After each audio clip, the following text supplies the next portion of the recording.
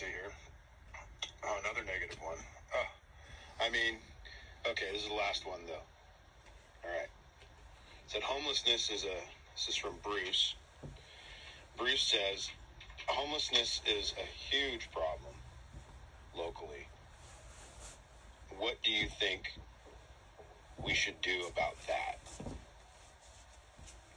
Well, it's a pretty general question. I mean, we're on farm country, so, I don't know how many people are homeless up here, but there's probably 10,000. Thanks, Bruce. I appreciate that question. It's a little off topic with a few of the things we've talked about with the farming and the greenhouses, but I don't know what the answer is, Bruce. I think everybody's just kind of given up. There's got to be some reason that we want to help people. There's got to be some mechanism to do it. And if we don't create that, how are we going to help them? And what can you do if everybody just wants to get high and disappear in life? It is a huge problem up here. It's a big problem everywhere, and more every day. So, and that's one thing about farming. At least there's an opportunity there to train people how to be farmers and to provide them with some income. Maybe they could get housing. If they came into a community situation where they're getting re-educated, get some housing. That was, helping them while they got through their program and got their life back together. But, again, we'll probably get called a socialist for saying that. So, I'll leave that one open-ended, Bruce. We'll come back to that if we ever talk about it again. But, thanks for that. That is a big problem when you look at it. If you got a county that only has like 30 or 40,000 people in it and 10,000 are homeless, that's a huge problem. And that only counts the documented people, There's so many people that moved here from out of state that never even got a license, and nobody knows they're here. They're living in trailer parks and moving around every month and working odd jobs and trying to stretch a nickel into a dollar. It's just impossible to, keep track of that. We're not a fascist society where we track everybody like that, But these people are running on the roads. Their people are doing, using facilities. They got to poop. They got to eat. It drains everything. So, you do all this stuff we talk about. We build all the greenhouses. We do everything right. We clean up everything. But we still have this transient population that has this, huge impact, on them and us.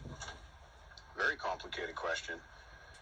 But we'll see what happens. I think the first thing is people got to develop, compassion. And that's the thing, you take a look at a recent study. This guy divided America into two people. You either fall into this fruit basket or that fruit basket. And it's you either believe that everybody that's in a bad situation was there because they did something and they deserve it, or you believe that everybody has their own story and there's a certain set of circumstances that has influenced their lives, and this is the reason that they're at where they're at, and there needs to be some compassion to help them along the way and some understanding. And that's it. This guy says those are two camps. That's it. That's really convenient, So, but that's the thing. We got to develop some compassion for people and stop looking at them as enemies. And, hey, they might be looking at you like you're a mark, like you're someone they want to rob. That could be 10% of the people that are looking on the side of the road, kind of shifty or whatever, but it could just be somebody in real need, and they're just out on their ass.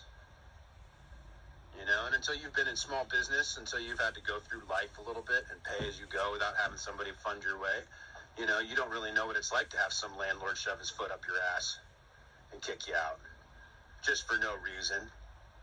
I've seen buddies of mine get kicked out for the stupidest reasons. Oh, my nephew wants your yard, or, oh, your girlfriend didn't like me hitting on her, so you're evicted. All these things, crazy stories that would turn you white. The stories I could tell you about this stuff, seeing the interactions, because I help my friends with legal problems, and we kind of try to work things out. 99 times out of 100, it never goes to court. We work it out. We talk to everybody. We talk about what's happening. We work it out. It's a lot of, thank God for that. But the situations, but everybody still had to move out, and everybody still had their lives disrupted.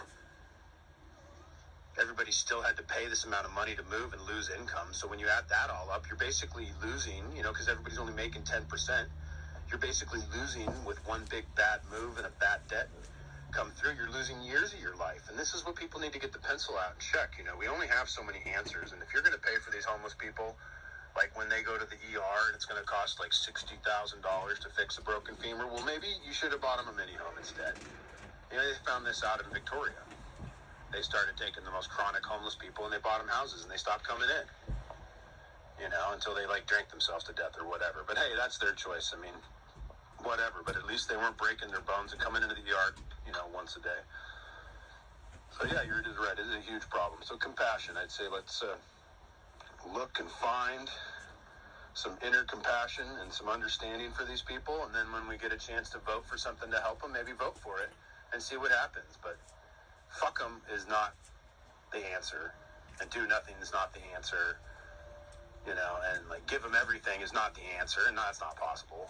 So yeah, we're right. I'd say retrain them to be farmers and foresters and metal workers and iron workers and laborers and flaggers and all these things, these mill operators. You can have a guy operate an upright mill and he can sit there for 20 years and be happy as a clam making $20 an hour. You're telling me you can't pull one of these guys off the side of the road? He's just down on his luck. Train him back up to run a mill or a brake lathe. Put him to work. I don't know. It's possible. And you can't give up on him. So, all right. That's the end of the negative ones. Give me a positive one.